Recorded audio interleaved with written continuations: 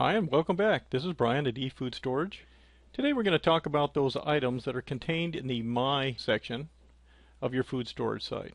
This will be part one of a two-part video. In part one we'll cover UPCs, categories, recipes, and quick tips. UPCs.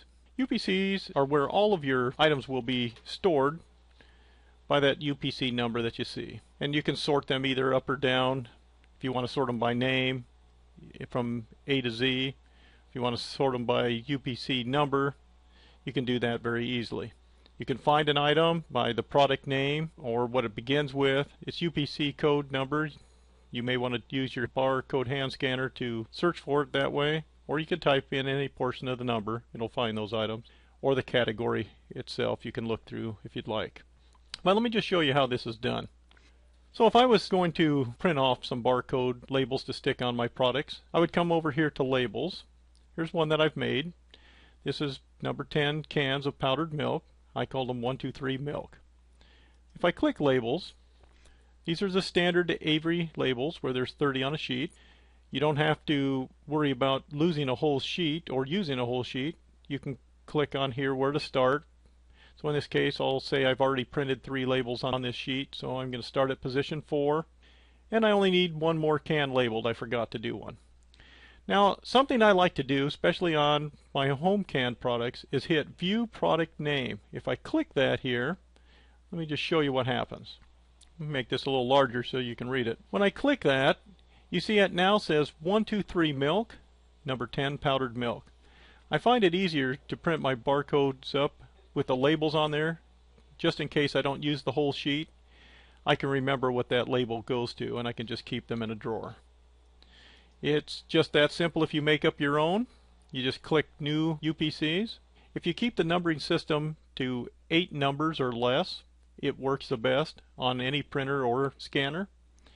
A lot of times I just use the year, so in this case I could use 2011, or now that we're getting close to 2012, we use 2012, and then put a number 1 or 2 or 3 behind it, that product name, the measured quantity, and whatever type category I want to give it, shelf life. And as soon as I hit save and update, I then have that in my inventory.